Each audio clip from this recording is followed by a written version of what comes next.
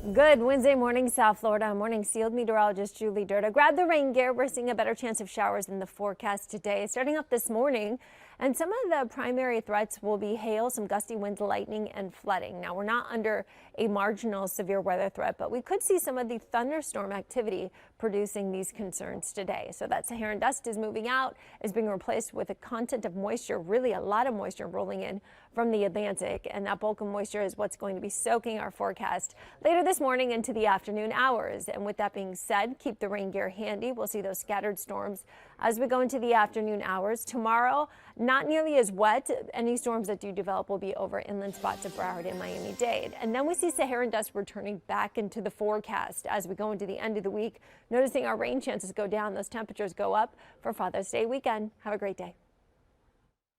As you heard me mention, keep the rain gear handy. You'll need it this afternoon. I'm happy to tell you we are seeing very dry conditions and quiet conditions in the Atlantic, much of the Caribbean too, and that's where we're also seeing some Saharan dust limiting that tropical cyclone development. I'll have more on that coming up. All right, South Florida, some good news to report. It looks like our crash is cleared up here on the Airport Expressway. We were dealing with that crash that was causing some delays out there right as you approach US 27, which is also Okeechobee Road. But as we take a look into our maps, unfortunately, we still see some lingering delays right there on those westbound lanes where that crash just cleared up. 15 miles per hour the speeds. Things, though, start to clear up the further west you go. The good news is the crash scene has cleared. That we saw that car getting towed away from the scene. If you just are about to walk out the door right now, you just want to avoid those delays altogether, you can always take the Dolphin Expressway. As for Broward County, we had a crash that popped up and it just left. So that's some good news if you're traveling northbound on 95. Right near Sterling Road, we were seeing that crash, but it's cleared up. And unfortunately, because as Julie just mentioned, some rain coming down, we are seeing some delays on those northbound lanes, and that looks like it was right near Sheridan. So let's take a look at 595. Those drive times for anyone taking it eastbound won't take you too long to get to where you need to go, about 7 to 12 minutes. Okay, we are following breaking news this morning. Julie's got the updates. Yeah, that's right, Eric, Alex, South Florida. And you can see those cloudy skies out there from our Fort Lauderdale tower cam. Temperatures 79 rain-cooled degrees in Fort Lauderdale, where we've really seen much in the way of the downpours. Lower 80s, Miami, Key West, winds moving in from the southeast. Now, all of us are going to see that slight chance for some showers this morning. I think much of us will have to deal with the activity before 10 a.m., and then we will just see some lingering storms as we go into the afternoon hours, mainly inland Broward County and Miami-Dade as the coverage shifts to the west this afternoon. So this morning has some hail, some gusty winds, lightning, and flooding. As we're not under a severe weather threat, just some thunderstorm activity is expected. And with that being said, so much rainfall in a limited amount of time, we are under that level 1 flood threat today and tomorrow. We'll be watching these downpours as really the worst of the weather is still offshore by Bimini and by parts of the Bahamas. But for us, we've seen here and there showers across parts of Broward County, soaking right now, 441, the Turnpike, North Lauderdale, all the way down into Plantation. And then just east of that, Pompano Beach got soaked from the same storm. Headed southward, we're drying out nicely for much of Miami-Dade with just one shower by Tamiami and Kendall, and even by the Upper Keys. So that's the good news. I mean, these showers are pretty fast moving.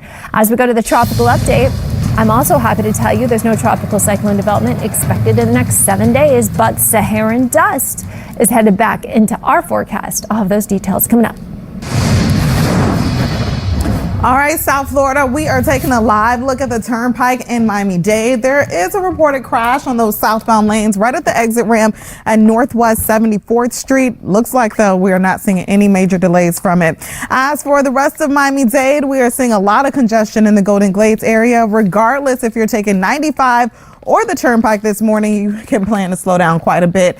Let's take a look into our map so I can show you exactly where that congestion is. It starts to clear up right after Northwest 151st Street. As for Broward County, good to go all over. No major incidents to report.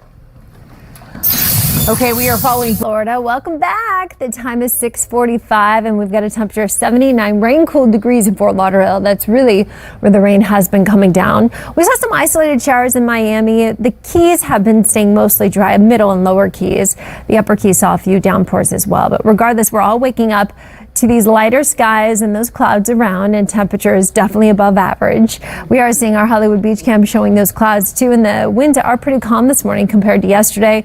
We should be waking up to the mid 70s. You don't see that on my map, right? Except for the upper 70s where we're dealing with the rain was over Fort Lauderdale, Kendall 78. As for winds, we're anywhere between 4 and about 10 miles per hour. And from time to time, we will see winds gusting as we do see these thunderstorms become more widespread in our forecast. Dew points are in the mid to upper 70s. It is steamy to humid out there. You can see our feels like temperatures reflecting that. Low 90s and mid to upper 80s. All right, so we do have some Saharan dust just offshore, but really the next good chance for that Saharan dust returning will be by the end of the week and into the weekend. Right now, let's focus on these storms that are right over parts of Coconut Creek into North Lauderdale, Sawgrass, Coral Springs into Parkland. And then south of that, we're seeing just one isolated sprinkle right by Davie and towards Pine Island Road and 595. Then we're dry. It's a nice little break, but don't get too excited because you see all these showers and storms that are just offshore. That is all headed our way, being guided in by that ridge of high pressure over the Atlantic. As for severe weather, we're expecting it again for Texas, but not for us. We are under that marginal threat for the possibility of flooding, not severe weather. Look at all the moisture that's just offshore. That's all headed our way, and that's why we could see that chance of some flooding concerns. Highest precipitation chance for Broward, Miami-Dade, and the Keys till now until about 11 o'clock. Then the storm coverage pushes well inland. Guess what? We do that again tomorrow. Though tomorrow morning, I think will be definitely drier, but then the afternoon hours will help spark those afternoon inland sea breeze storms.